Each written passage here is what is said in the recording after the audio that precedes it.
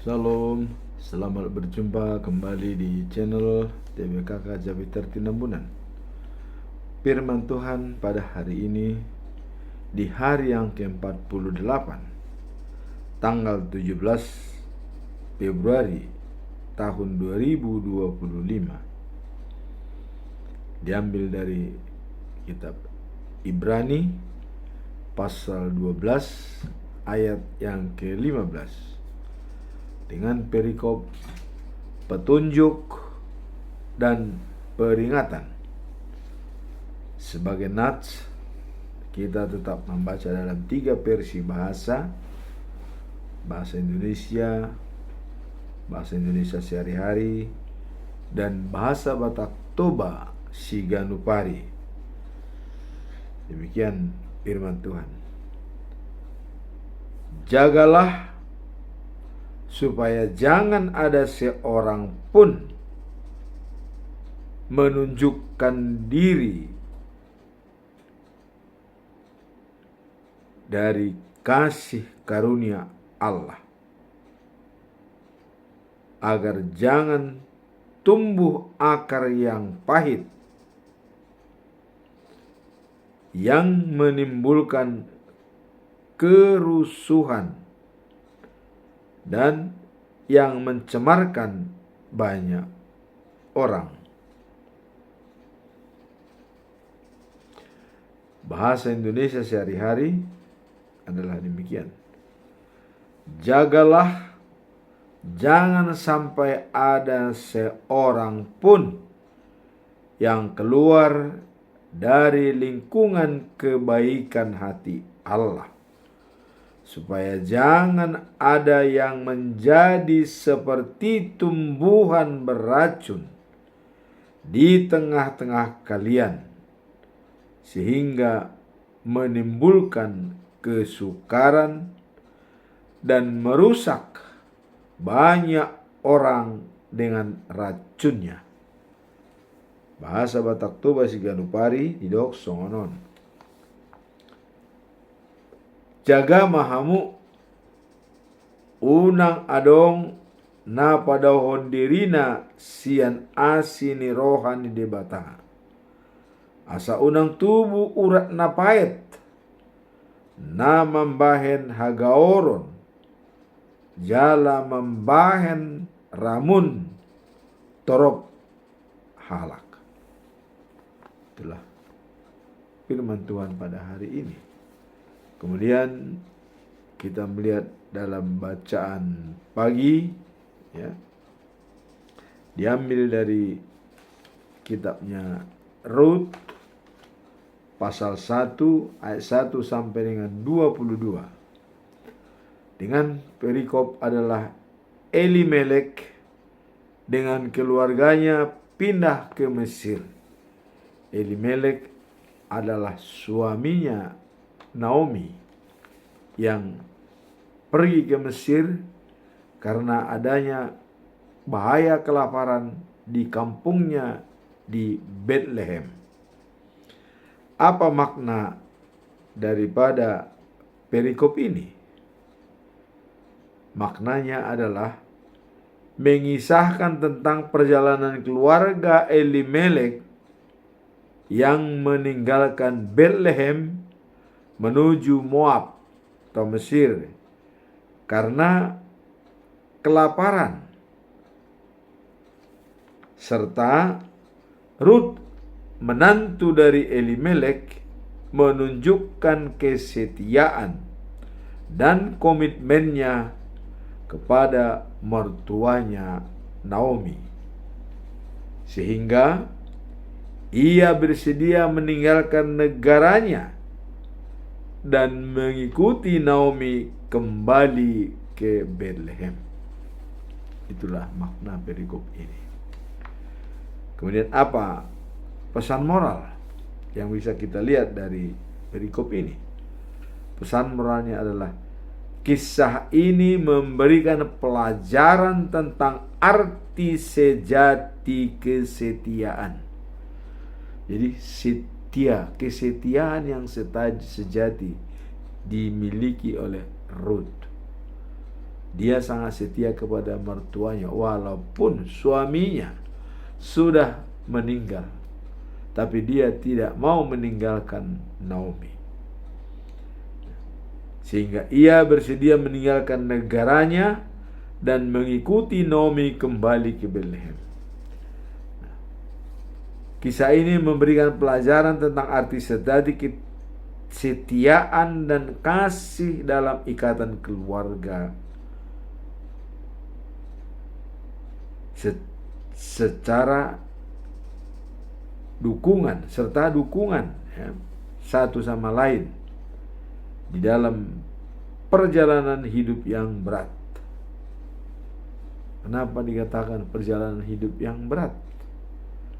Karena begitu meninggal suami daripada Naomi dan juga 2 orang anaknya meninggal yang sudah kawin kepada Ruth dan satu lagi, kemudian mereka merencanakan pulang kembali ke Betlehem karena di Betlehem sudah ada kabar baik bahwa tidak lagi kelaparan, sehingga Naomi memutuskan untuk pulang ke Betlehem. Tapi bagaimana dengan mantunya yang 2 orang ini? Nah, mantunya itu adalah Naomi dan ada 2 menantu daripada Naomi, yaitu Ruth dan Orpa. Namun Orpa pulang ke negerinya dan Ruth tidak mau kembali ke negaranya, tapi dia ingin mengikuti Naomi. Dan apa yang bisa kita lihat pembelajaran dari ayat ini setelah kita melihat pesan moral bahwa kisah ini memberikan pelajaran tentang arti sejati kesetiaan dan kasih dalam ikatan keluarga serta dukungan satu sama lain di dalam perjalanan hidup yang berat. Apa pembelajaran yang bisa kita ambil? Pertama ialah kesetiaan Ruth kepada Naomi yang tulus dan tidak materialistis, mau berkorban, meninggalkan negaranya dengan harapan yang boleh dikatakan sangat minim. Artinya bagaimana dia seorang mertua tidak punya suami lagi, tapi walaupun dengan harapan yang minim dia mau mengikuti mertuanya Naomi. Itulah yang dikatakan kesetiaan sejati dengan harapan yang sangat minim. Suaminya sudah meninggal dan juga tidak punya keturunan atau anak. Jadi kalau secara logika sebenarnya dia seharusnya masih bisa kawin lagi di negaranya dan tidak mengikuti Naomi. Tapi dia sangat sayang kepada Naomi, ada hubungan batin, dan ini juga termasuk rencana Tuhan yang terjadi dalam persoalan ini. Dan yang membimbing Ruth itu adalah Roh Allah. Dia mau mengatakan bahwa Allahmu, Allahku juga, katanya. Bangsamu, bangsaku juga. Kemana kau pergi, di situ aku berada. Inilah kesetiaan daripada Ruth kepada Naomi. Kemudian yang kedua, suatu pengabdian yang mendalam tidak hanya kepada Naomi tapi juga kepada Tuhan. Kenapa pengabdian yang mendalam kepada Tuhan? Karena dia sudah mengatakan tadi, Allahmu adalah Allahku juga. Ini sangat-sangat hebat pernyataan seperti, artinya dia sudah benar-benar mengikuti Allahnya Naomi. Tidak ragu lagi dia. Disinilah dikatakan bahwa suatu pengabdian yang mendalam tidak hanya kepada Naomi, tapi juga kepada Tuhan dengan pernyataan daripada Rut. Nah, kalau kita baca dalam Rut 1 ayat 16 ya, suatu pernyataan yang spektakuler ya. Jangan desak aku, katanya, untuk meninggalkan engkau atau kembali ke negerinya. Karena pada waktu Naomi ya sudah mau berangkat dari Moab ya, atau Mesir, dia mengajak menantunya 2 orang, Orpa dan Rut. Kalian silahkan pulang ke negaramu, pulang kepada orang tuamu, karena tidak ada lagi yang kau harapkan dari saya. Suaminya sudah meninggal. Itulah yang dikatakan oleh Naomi, seolah-olah dia mendesak daripada Rut supaya pulang saja ke rumah orang tuamu. Tapi Rut menjawab ya, jangan desak aku meninggalkan engkau atau kembali ke negerinya. Sebab, katanya, kemana engkau pergi, aku pergi. Dan di mana engkau bermalam, aku akan bermalam bersamamu.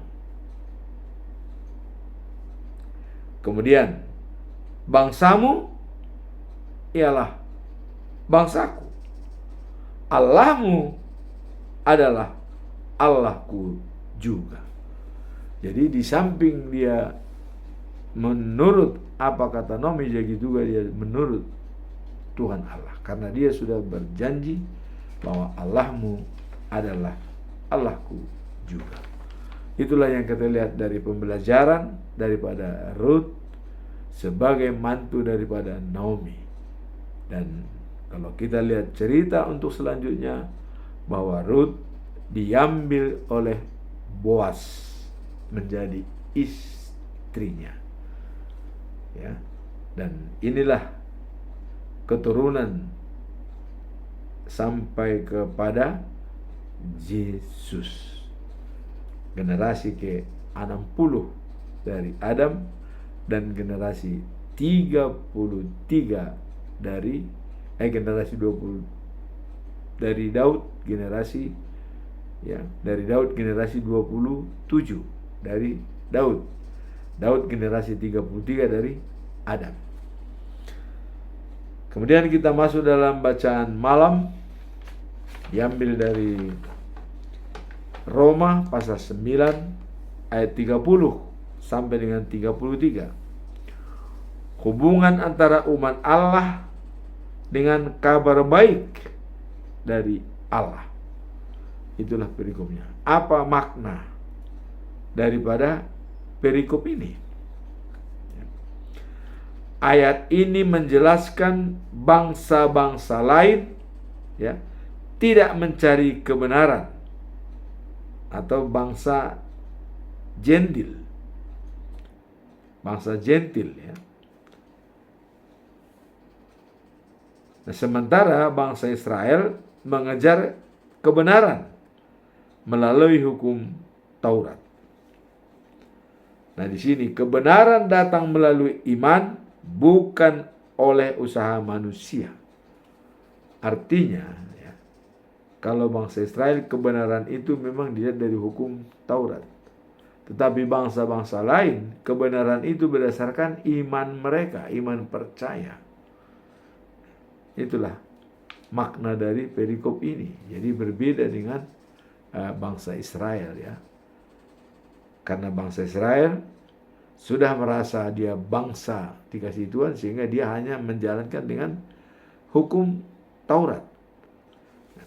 Kalau bangsa-bangsa lain itu dia menjalankan berdasarkan iman. Kebenaran itu dicari dengan iman ya, dengan percaya. Nah, itulah makna perikop ini. Kemudian apa pesan moral daripada perikop ini? Keselamatan hanya melalui iman pada Kristus.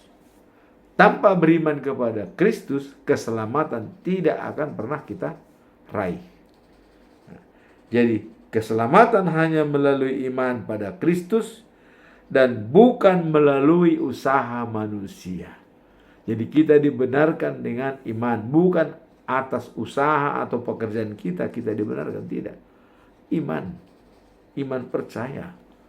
Itulah pembenaran kita. Sola fide, kata Martin Luther, ya. Nah, kemudian keselamatan hanya melalui iman pada Kristus dan bukan melalui manusia. Hal ini, ya, mengajak kita supaya sadar pentingnya kerendahan hati dan pengakuan akan kebesaran kasih karunia dari Tuhan. Nah, jadi di sini dikatakan, ya, keselamatan hanya melalui iman pada Kristus dan bukan melalui usaha manusia. Artinya keselamatan itu anugerah, sola gratia. Nah, kemudian pembenaran daripada kita adalah didasarkan pada iman. Hanya iman percaya yang membenarkan kita bahwa kita pengikut Dia. Nah, di sini pentingnya kerendahan hati dan pengakuan akan kebesaran kasih karunia Tuhan. Jadi kita harus mengakui kebesaran kasih karunia Tuhan itu dengan sempurna. Tanpa kita mengakui kebesaran Tuhan dan kekuatannya, bahwa Dia adalah sumber kekuatan dan harapan, kita sulit untuk menerima hidup yang kekal dan abadi. Karena tanpa di dalam Yesus kita tidak bisa berbuat apa-apa. Karena hanya Dialah jalan kita untuk menuju Bapa di sorga. Kemudian apa pembelajaran daripada perikop ini? Kita lihat. Pertama adalah bangsa-bangsa yang tidak mengejar kebenaran telah memperoleh kebenaran, yaitu kebenaran yang berasal dari iman.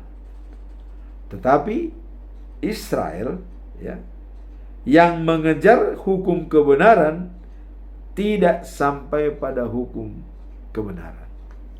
Karena, ya, apakah karena mereka sudah merasa punya hukum Taurat, ya, merasa tidak perlu lagi mencari kebenaran?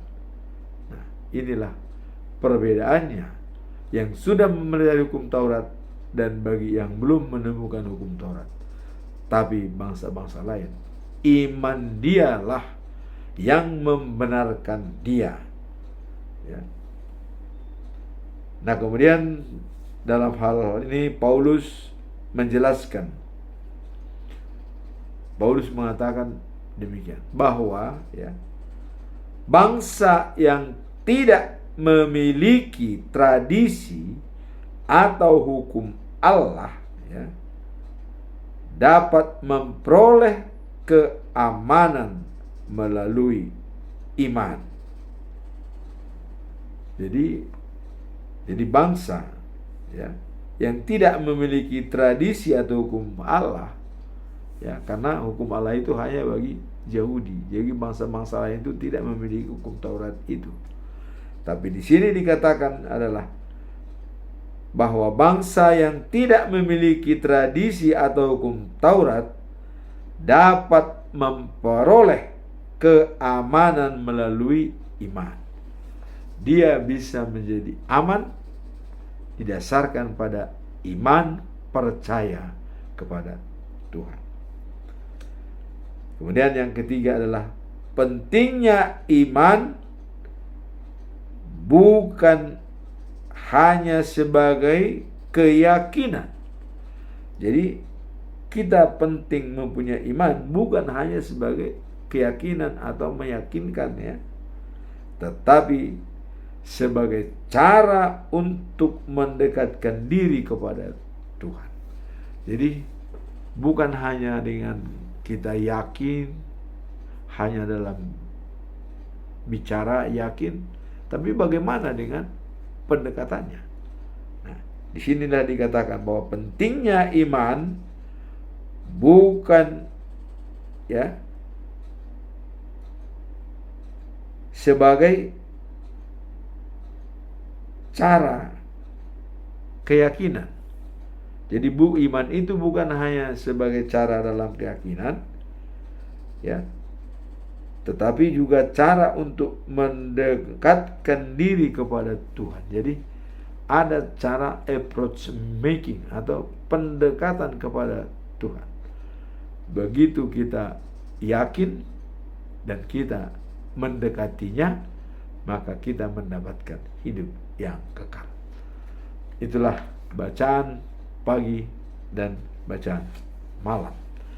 Sekarang kita masuk dalam perikop hari ini ya, yang diambil dari kitab Ibrani pasal 15 ayat 15 ya, tadi sudah kita bacakan, yaitu jagalah jangan sampai ada seseorang pun yang keluar dari lingkungan kebaikan hati Allah. Jangan sampai ada keluar dari lingkungan kebaikan hati Allah. Supaya jangan ada yang menjadi seperti tumbuhan beracun di tengah-tengah kalian, sehingga menimbulkan kesukaran dan merusak banyak orang dengan racunnya. Jadi kita tahu kalau racun ya, racun juga mematikan. Jangan sampai ada di antara kita menjadi racun atau duri dalam daging ya. Di sini dikatakan perikop hari ini. Dan sebelum kita masuk perikop hari ini, kita coba tetap pedoman kita selama bulan Februari. Apa topik pada bulan Februari? Topiknya adalah mengandalkan Tuhan sebagai sumber kekuatan dan pengharapan, dengan tujuan untuk menjala manusia, dikatakan. Nah, jadi kita harus mengandalkan kekuatan Tuhan sebagai sumber kekuatan dan juga sebagai pengharapan, karena dengan pengharapan kita menjadi dapat hidup yang kekal. Nah, sekarang kalau dijabarkan dalam Mazmur pasal 46 ayat 2 dikatakan bahwa Allah itu bagi kita tempat perlindungan dan kekuatan. Jadi perlindungan dan kekuatan.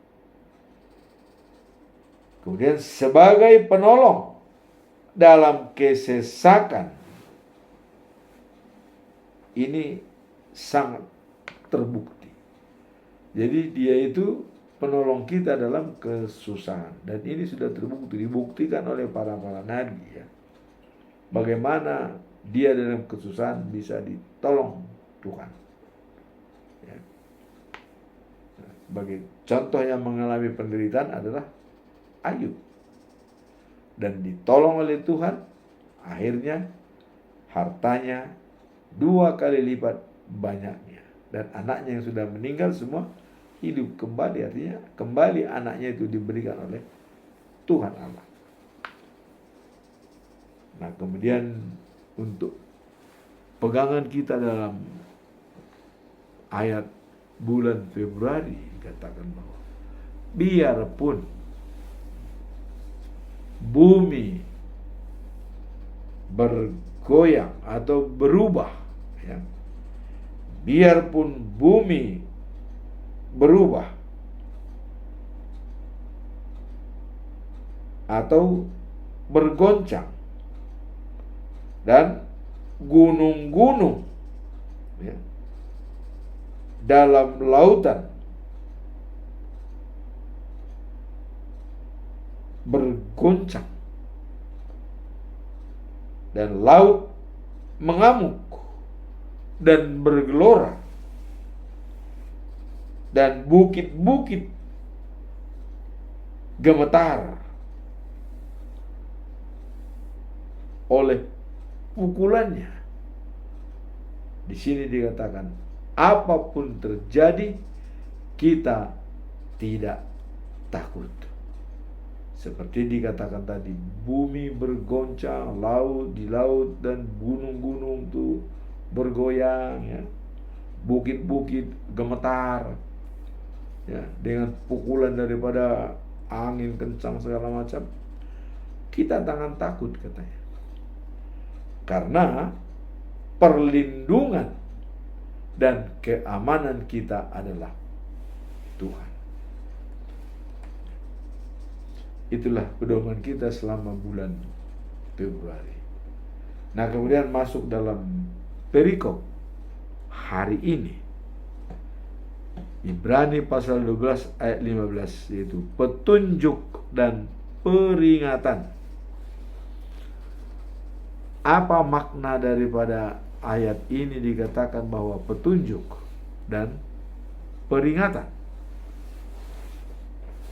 Bahwa tadi dikatakan, janganlah sampai ada seorang pun yang keluar dari lingkungan kebaikan hati Tuhan. Ini peringatan, ya. Jangan ada yang menjadi racun sehingga bisa merusak orang lain. Peringatan.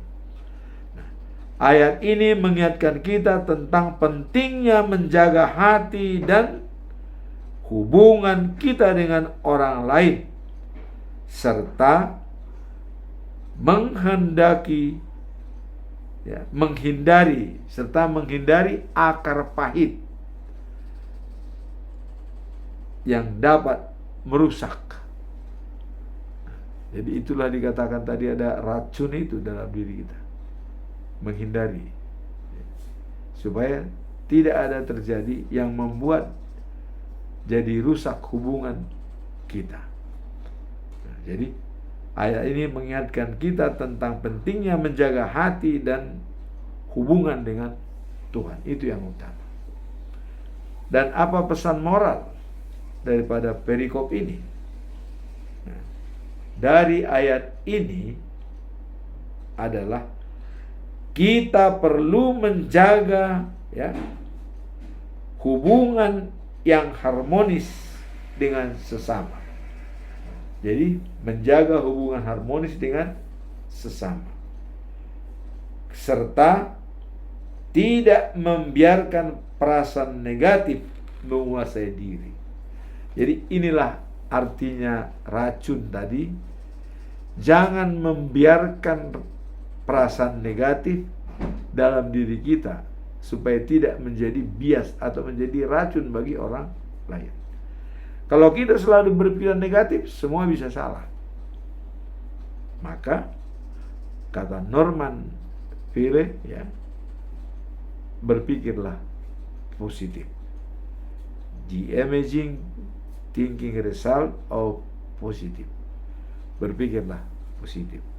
Nah, di sini dikatakan jangan ada pikiran negatif dalam diri kita, ya, supaya hubungan dengan sesama bisa terjaga dengan baik. Coba kalau kita berprasangka buruk selalu kepada orang, negatif terus, negatif thinking, kita akan ditinggalkan oleh orang, dan hubungan pun bisa retak, tidak terjalin dengan baik. Nah, kemudian setelah kita melihat makna dan pesan moral, apa pembelajaran yang bisa kita lihat dalam perikop ini?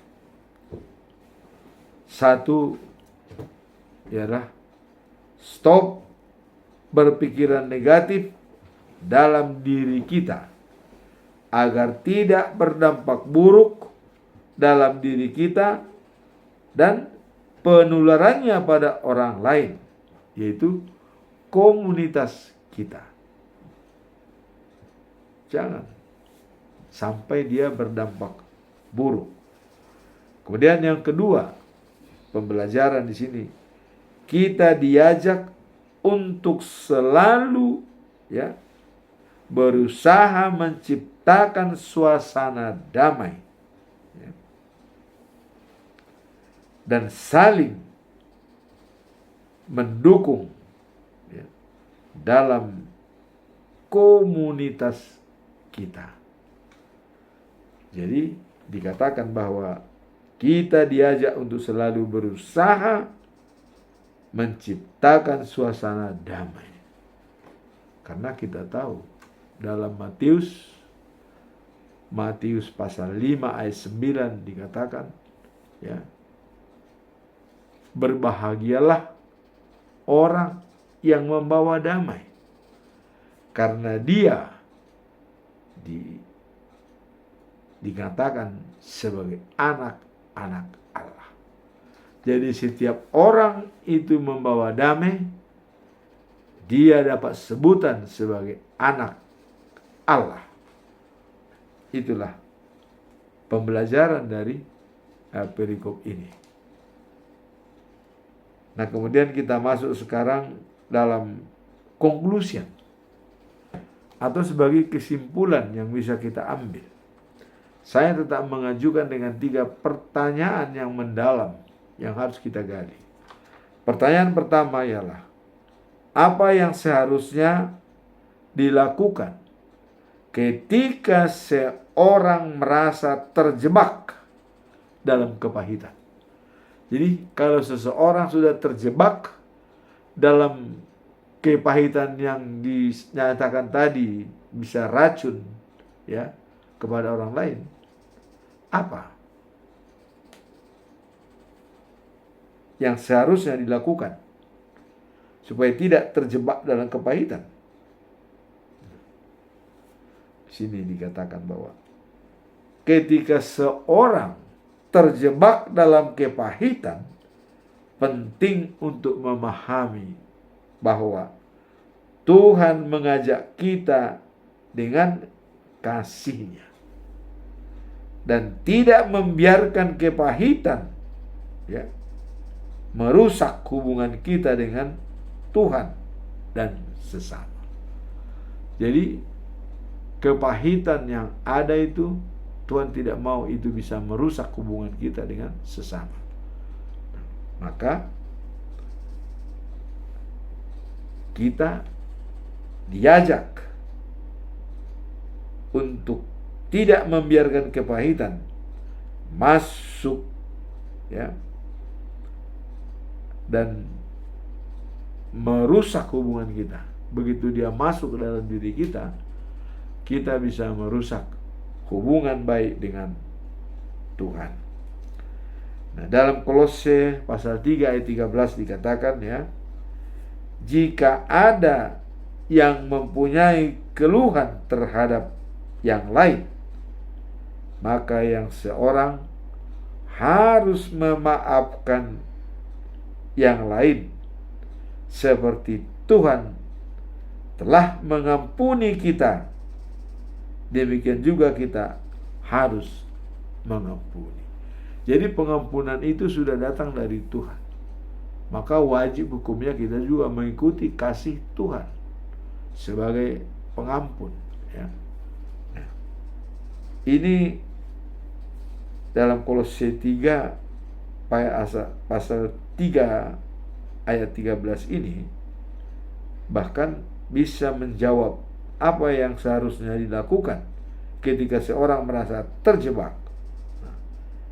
Jika ada yang mempunyai keluhan terhadap yang lain, maka yang serupa harus memaafkan. Jadi kuncinya adalah saling memaafkan, saling mengampuni. Karena pengampunan itu sudah dilakukan oleh Tuhan lebih dulu.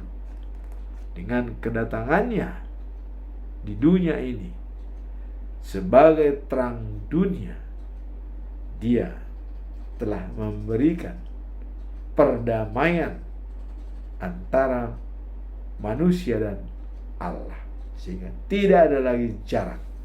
Dengan kedatangan Yesus Kristus, kita bisa diait menjadi anak-anak Allah. Nah, kemudian langkah penting yang dilakukan adalah memaafkan baik diri sendiri maupun orang lain, karena pengampunan adalah panggilan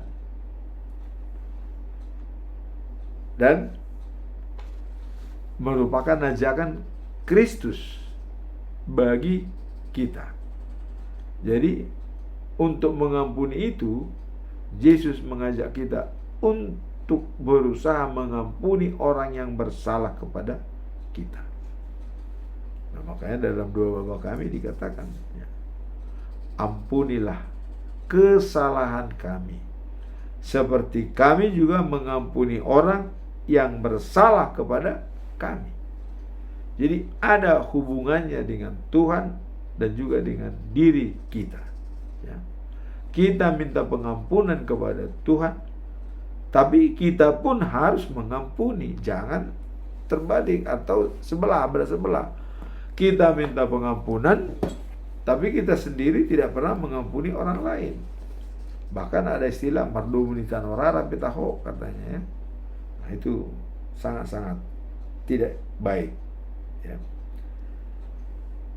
Nah, kemudian membangun sikap syukur dengan merenungkan berkat-berkat yang telah diterima, dapat membantu mengubah fokus dan kepahitan menjadi pengharapan dan sukacita.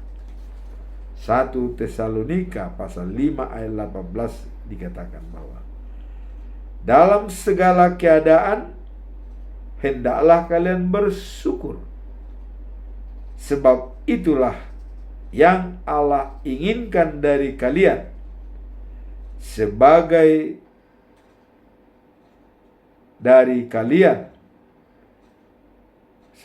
orang yang hidup bersatu dengan Kristus. Jadi diinginkan dari kalian sebagai kalian bersatu dengan Kristus. Apa maknanya? Yaitu menguatkan diri dalam kekuatan iman. Jadi menguatkan diri dalam kekuatan iman dari berbagai beban dengan saudara-saudara seiman, juga sangat mendukung dalam proses pengambilan keputusan. Dan iman sebagai tolak ukur yang bisa kita pakai. Nah, ada pesan khusus dalam supaya kita tidak terjebak dalam kepahitan. Kasih Tuhan itu selalu lebih besar dari segala kepahitan yang dialami, dan Dia selalu siap untuk memberikan kekuatan serta penghiburan saat kita mencarinya.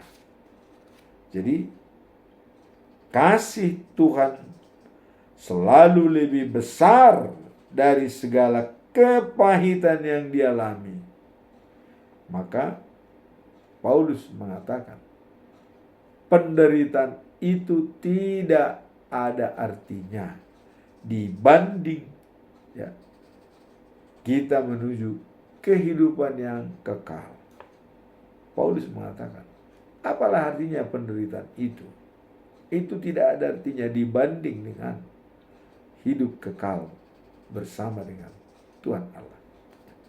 Ini bisa menjadi pegangan kita atau semacam barometer, ya, dalam hal menghadapi kepahitan, bahwa ada yang lebih lagi diharapkan, kekal dan abadi. Nah, apa yang dilakukan ketika terjebak dalam kepahitan? Jawabnya adalah Kolose 3 ayat yang ke-13.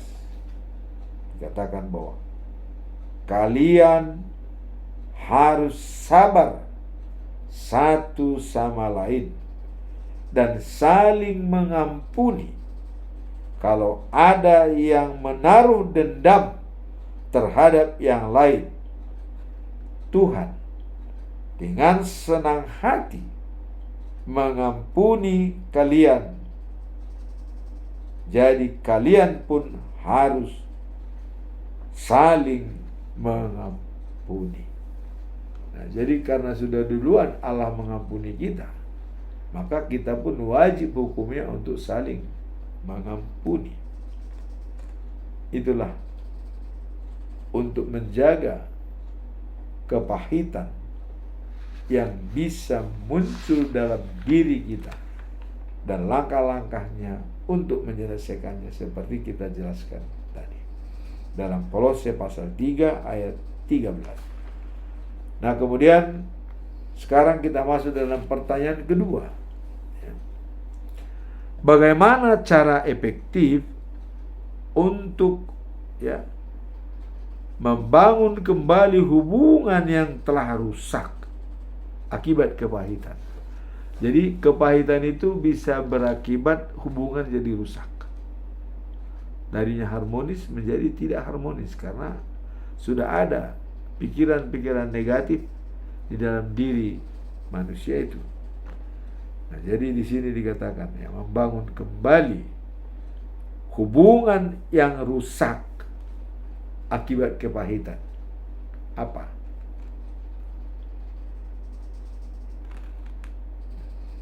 Ini memerlukan usaha yang tulus dan pendekatan yang bijak, terlebih dalam perspektif iman Kristen. Jadi pengampunan dan rekonsiliasi itulah yang dapat kita lakukan, yang sangat efektif untuk membangun kembali hubungan yang telah rusak akibat kepahitan itu. Pengampunan dan rekonsiliasi artinya mengampuni dan berbaik kembali. Artinya kalau dalam istilah Zig Ziglar mengatakan forget it, drive on. Lupakan, jalan terus. Kalau kita sudah mengampuni, kita sudah melupakan apa-apa yang terjadi pada saat kita membuatnya.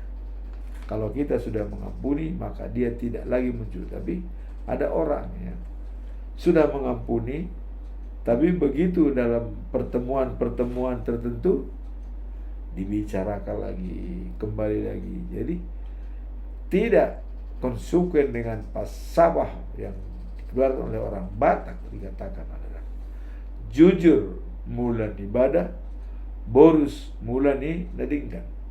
Kalau kita selalu mengungkit-ungkit, maka itu akan terjadi permusuhan, hubungan yang tidak baik.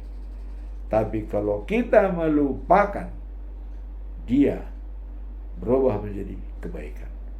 Maka 1 Petrus 4 ayat 8 dikatakan, mengasihi dengan sungguh-sungguh sesama itu bisa menghapus banyak dosa.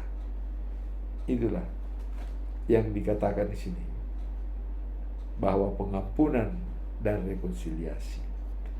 Dalam Efesus pasal 4 ayat 32 dikatakan, jadilah kamu ramah seorang terhadap yang lain. Jadi keramahan sangat penting. Tegur sapa sangat dibutuhkan. Jangan ada teman lewat, tegur pun tidak, disapa tidak, ya. Dibiarkan begitu saja. Kita harus saling menegur. Tentu dengan membawa kebaikan untuk menciptakan hubungan yang harmonis, ya. Nah, di sini Efesus 4 pasal 4 ayat 32 dikatakan, jadilah kamu ramah seorang terhadap yang lain, penuh kasih mesra, saling mengampuni seperti Allah di dalam Kristus telah mengampuni kamu. Hal ini sesuai dengan falsafah, ya, yaitu 1 Petrus 4 ayat 8 tadi mengatakan bahwa kasih menutupi banyak dosa. Kalau kita lihat dalam ayat yang ke-7, ya, sebelum ayat yang ke-8 dikatakan demikian. Segalanya sesuatu sudah mendekati kesudahannya. Sebab itu, hendaklah kalian menguasai diri, ya, dan waspada supaya kalian dapat berdoa. Jadi untuk berdoa saja harus menguasai diri, dan kita selalu waspada apa yang akan terjadi. Nah, kemudian dalam ayat 8 dikatakan, lebih daripada segala-galanya, hendaklah kalian sungguh-sungguh mengasihi satu sama lain. Sebab dengan saling mengasihi, kalian akan bersedia untuk saling mengampuni. Artinya, dengan mengasihi orang, itu sudah banyak menutupi dosa. Nah, kemudian dalam bahasa Indonesia sehari-hari dikatakan, ya, atau dalam bahasa Indonesia, ya, yang tadi 1 Petrus 4 ayat 8 adalah bahasa Indonesia sehari-hari. Nah, mana perbedaannya? Kita akan melihat. Tetapi, ya, yang terutama, kasihanilah sungguh-sungguh seseorang atau yang lain, sebab kasih menutupi banyak sekali dosa. Nah, di sini semakin diperjelas menutupi banyak dosa. Kalau tadi dikatakan bahwa saling mengasihi, kalian akan bersedia juga untuk saling mengampuni.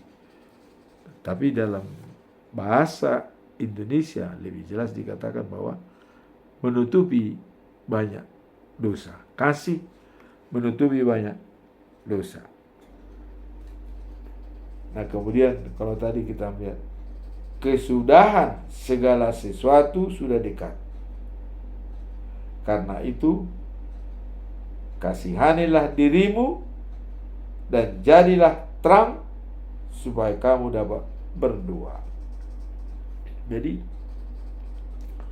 kalau kita sudah mengasihi diri kita sendiri, ya, dan juga orang lain, kita membuka kesempatan untuk menghadap Tuhan atau berdoa.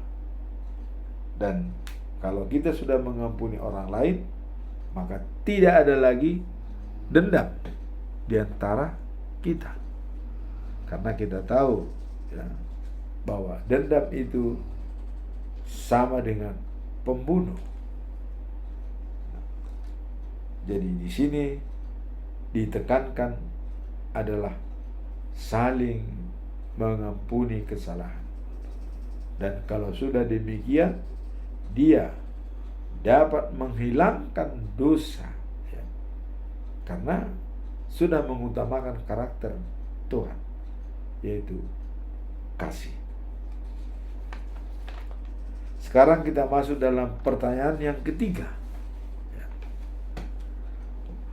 Apa makna kasih karunia Allah dalam konteks pemulihan hubungan dengan sesama? Jadi apa makna kasih karunia Allah ya dalam konteks pemulihan hubungan dengan sesama? Nah, di sini dapat kita jelaskan bahwa kasih karunia Allah adalah anugerah yang diberikan Allah tanpa syarat. Itu dulu. Jadi, kasih karunia Allah adalah anugerah gratis yang diberikan tanpa syarat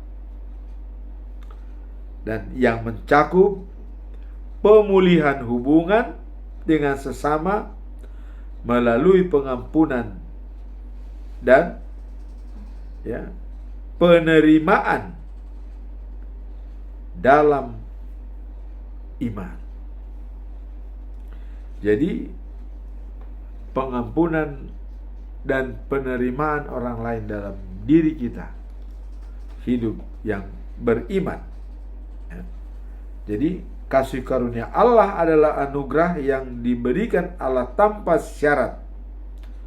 Jadi kasih anugerah itu bisa memulihkan hubungan dengan sesama melalui pengampunan dan menerimanya sebagai komunitas bersama. Jadi dengan pengampunan itu sangat luas artinya. Kalau kita sudah mengampuni, itu sudah sama dengan menerima kasih karunia dari Allah sebagai anugerah. Ya.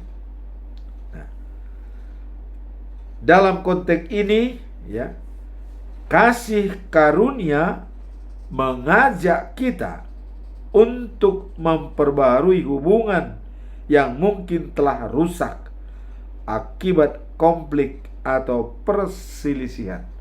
Kalau tadi adanya kepahitan, adanya racun yang berada dalam diri kita, ya. Nah, kalau di sini dikatakan bahwa kasih karunia mengajak kita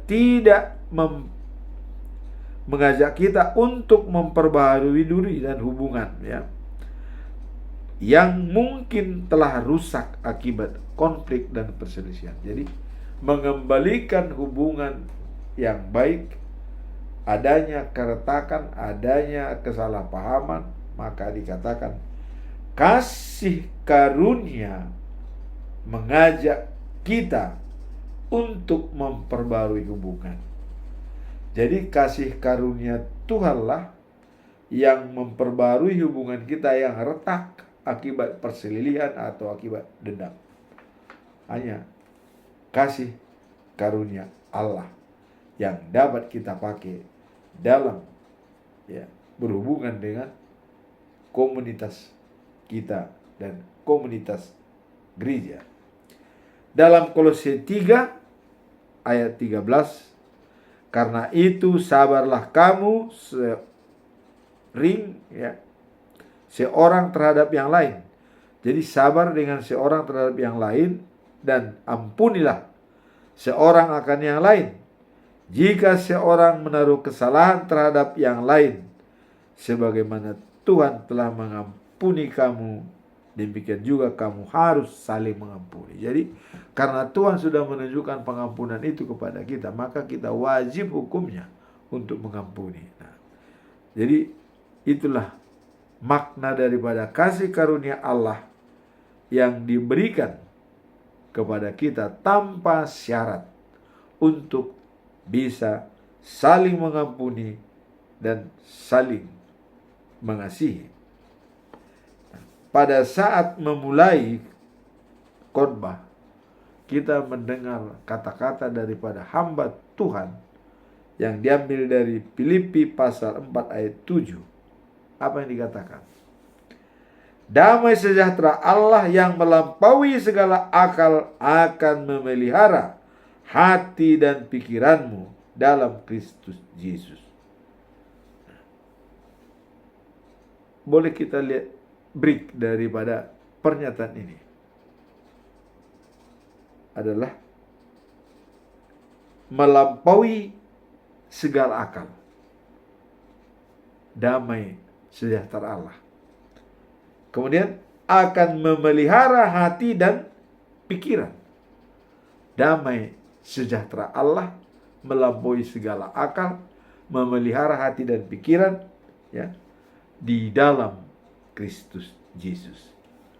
Ini doa ini selalu diperdengarkan dalam setiap khotbah para hamba-hamba Tuhan, ya. Damai sejahtera Allah melampaui segala akal